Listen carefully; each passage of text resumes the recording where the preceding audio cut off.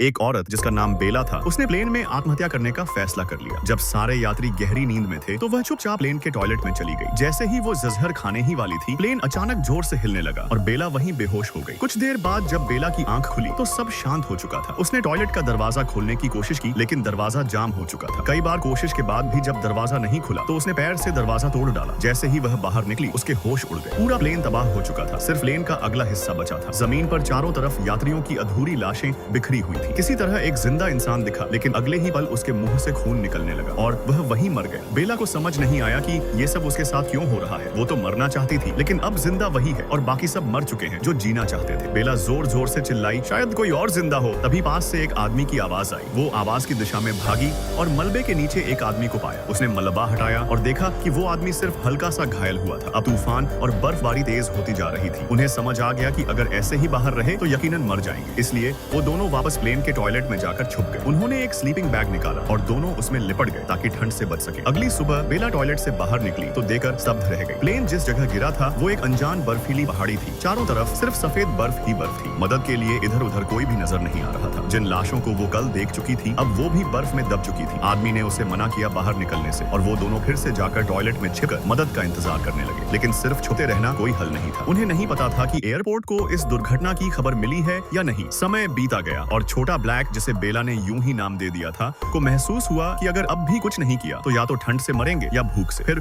वो दोनों वहाँ से मदद खोजने के लिए निकल गए। अब दोनों मिलकर बर्फीली पहाड़ियों को पार करने लगे, लेकिन वहाँ पर सिर्फ बर्फ के सिवा कुछ भी नहीं दिख रहा था। अचानक छोटा ब्लैक को एक गुफा दिखाई दी। उसने बेला को आवाज दी कि जल्दी आओ, लेकिन तभी एक भयानक हादसा हुआ। बर्फ का भारी तूफान यानी एवलांच आ गया। बेला को कुछ समझ आता उससे पहले ही दोनों एवलांच की चपेट में आ गए। पूरा इलाका बर्फ में दब गया। जब बर्फ थमी, छोटा ब्लैक इसी तरह गुफा के अंदर बच गया था। वो तुरंत बाहर निकला और बेला को ढूंढने लगा। बेला बर्फ में पूरी तरह से दबी हुई थी और हिल भी नहीं पा रही थी। उसने अपनी आखिरी ताकत से जोर से चिल्लाया। छोटा ब्लैक उसकी आवाज सुनकर तुरंत उस जगह पहुंचा जहां बेला बर्फ में दबी थी। बेला की सांसें थम रही थी। क्या छोटा ब्लैक वक्त रहते उसे बचा पाएगा? जानने के लिए कमेंट करें। पार्ट 2 चाहिए।